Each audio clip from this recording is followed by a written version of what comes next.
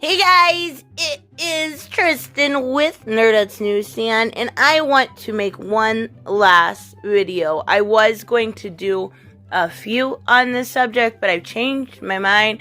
I think most of the audience doesn't want that, and I want to put this to bed. But mostly, most don't seem to see my point of view when it comes to this, so that's what I want to do. And at least before you tell me I'm wrong, consider how critical I was of the game. Play the game all the way through. Do not just hate blindly. Oddly enough, with that being one of the main themes in the game, I want you to know what you mean before you say it. So this game is really relevant right now, and it had many themes, most notably hate, and that's what I'm talking about here. Hate leads us into good versus evil, but there's a gray area associated with it, making it more realistic than comics, which is my specialty. But in the real world, we don't have truly good versus truly evil. We have these gray moral areas, and a lot of that depends on you, how you practice and perceive things, how you were raised, your morality, your ethics depends all upon that, unfortunately, from person to person. But how does all of this relate to the game, right? Most people are saying Abby got everything when I say she lost the most. Revenge is another huge theme in this game, and we know getting revenge won't make people happy. It's been proven. So yes, Abby lives, but she also lives with revenge, whereas Ellie lives with forgiveness, and in my opinion, that's the most important. The most quotable thing I can think of regarding revenge is, sooner or later, everyone sits down to a banquet of consequences, and we see the consequences of her hate and revenge. The Bible in Romans 12:19 says, "Dearly beloved, avenge not yourself, but rather give place unto wrath, for it is written, vengeance is mine, and I will repay, saith the Lord." Even if you don't believe in God, it's good to take not our decision to give justice, because an action like revenge most always will have consequences. Now let's talk about the main controversy, right?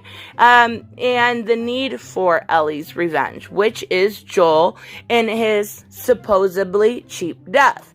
But all death in essence is cheap. Usually no one dies a hero's death. In that part, you simply are told to and made to, and we do hate Abby. An evil woman we know nothing about has now taken away the man we came to love despite all of his faults. We see Joel die, the man that saved Ellie, and we hate Abby for it. Yet Joel is no hero. He undid years of Firefly work, killed hundreds to save one, for selfish reasons nonetheless, because he didn't want to lose another daughter. Did he make the right moral choice? I mean, maybe. I personally think so. I don't think there is a choice there. He did, in my opinion, what was right. But every action will always have a reaction. And that's the story that we see in this game unfold, the reaction for his initial action of saving Ellie. He lied to her then again multiple times, and we see that reaction, knowing he was wrong and she was too young to consent. But in Ellie's words, her life would have meant something, and she won't ever be able to forgive him for that. But in Abby's eyes, if you flip the other side of the coin, Joel was the villain. She was having fun with her dad. She was living a happy life with friends, with the Fireflies. She knew nothing of them until one day all of it was gone. All of it. Murdered in cold blood for trying to create a vaccine. And her dad truly did just want to help the world. So had this story always been about Abby and her father, we would look at Joel as the villain to this story. But Abby said herself, if she was the one that was immune, she would, like Ellie, give her life up for it. But to us at this point in the game, she is the villain, and we are forced to play as the villain. This person we are disgusted with, we have to play as her. But Abby, at the end, loses, right? She turned herself after her dad was murdered into a living weapon whose whole life is based around and on revenge. She, at the end, has lost her balk, her friends, her crew, her lover, her home, her drive, which was revenge. Her revenge, even though she was able to get it, she then had to live with the consequences of her action. Everything and everyone she loved is dead. She no longer belongs to WLF, the community, and now is lost with love, homeless, thin, and near death. And, well, let's go back to Joel's death a little bit. I think the biggest problem people have looking at Joel is looking at him like a hero. He's very, very far from a hero. He's a masochist, he's violent, he's dark, an anti-hero maybe, and we're still pushing it there, but far from a hero. Now, that doesn't mean he's not beloved and admired by the fandom as well as myself, but looking at it realistically, you have to see he's not a hero. But Ellie still pushes forward. After being lied to over and over again by Joel, still pushes forward and she tries to forgive him. Who's, her relationship with, at the point when he passes away, we learn is not on great terms. And she was, and part of her was trying to forgive him. And that scene, that trying to forgive him, is essential to understanding the ending of the story. So, the game itself takes away your choice to do good, right? There's no pacifist run. You have to be bad. You have to become the evil of the character you are playing as. So much that you have to physically, when it comes to Nora, you have to brutally hit her over and over again, because that's what Ellie would do. You are sometimes given these instances when it's the last person you're about to kill, and they beg for their lives. You are given no choice but to murder them in cold blood. You cannot spare them, because, again, that is what Ellie would do. This game really immerses you into the mind of the character, and that's what makes it so great for me, because there are certain games you can go through the whole thing. I think Metal Gear 5 is one of them, where you can be good, but at the end, you can't be. So you have to make these terrible decisions, and it takes you to the point where you almost feel uncomfortable. Now, I've covered mostly Ellie and Joel, but I still want to talk about Abby, who quickly became my favorite character for multiple reasons. And I originally wanted to do a dedicated video to her. Unfortunately, I don't think most people will be interested in that, side of things. So we'll talk about her now. As I said earlier, Abby dedicated her entire life to become a human weapon after her dad was murdered. And whether it was learning to kill or working out, she had one thing in mind her whole growing up after her dad died: revenge. She had her father taken away, the man who raised her, whereas Joel only spent a short time with Ellie and then, saved her. We see this character grow because she spent her entire life. This man was there when she was born till I guess they don't really give ages, but I would say about 15. So we see this character grow as a person, grow maternally. We spend 10 hours seeing what her life was like, the other side of the coin, right? Why she did what she did, and the fundamental human qualities that she has. She has qualities that make her very likable. And in her eyes, she is truly just avenging her father. And I really, really enjoyed it. It was quite possibly my favorite parts of the game. But the revenge was still there. She still had to answer for what she did.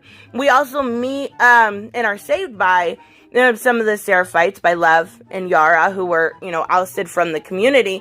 And then we get to learn more about Lev. We learn why he left.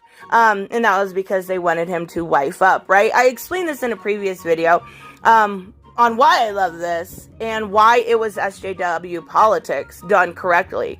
We learn he was born Lily in a cult that would never accept who he truly was. And I get that. I still know what it's like to this day to be not accepted by your parents and for who you truly are. My mother always had this idea of who I was, and I never lived up to that. I know from a lifelong experience what it is like to be the black sheep to the point where you go off on your own. So I get his side of this.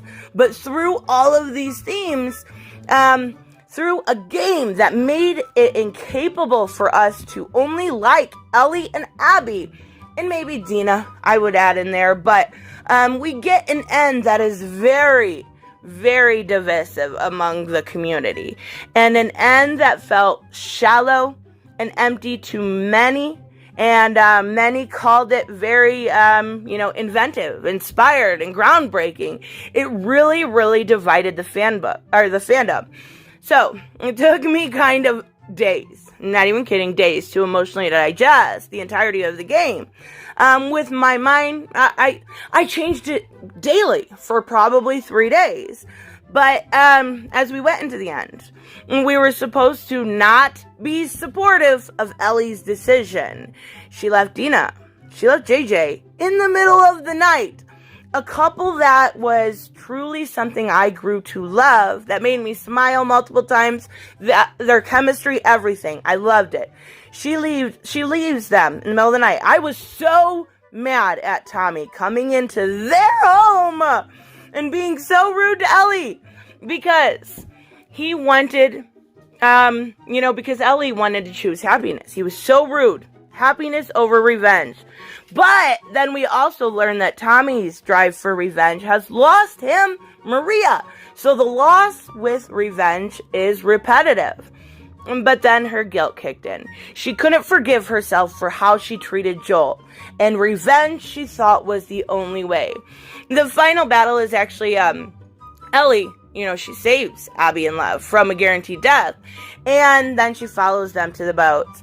Ellie has lost her mind to the point of bringing Lev, an innocent young child, into the fight, threatening his life, knowing that Abby has this maternal bond with him, and Abby will fight for Lev. She knows this. The fight essentially ends up with Ellie seeing a flashback of her last conversation with Joel, which I talked about earlier, about forgiveness and moving on, and she lets Abby go. She lets Abby and Lev leave. She goes home to an empty home. She goes to play the guitar, a symbolism for Joel, and she is unable to. Again, then we see Ellie leave the farm, leaves the guitar behind, again, symbolic of Joel, and heads out to a new life. Revenge, in a way, was Ellie's drug, constantly being fueled by enablers, right? Like Tommy and Dina. But rock bottom was her leaving for that ending. That was her rock bottom, where the only cure in this instance was forgiveness. And that's why I don't buy Abby came out ahead in this game. I truly think this was an amazing story of the human psyche. Learning, we all have a story. We all have a reason for what we do. And we all one day have to ask ourselves, can you forgive your biggest enemy? Will you learn to forgive your enemies? Not because they deserve forgiveness, but because we, as people, deserve peace. It's being seen as weak online, but it's the strongest message, right? Be thankful for your life. Challenge and try to understand something you hate, because there's always a reason and understanding on the other side of the coin. And that reason is always more important than revenge at the end of the day. Empathy, understanding, forgiveness should always be sobering enough to trump hate.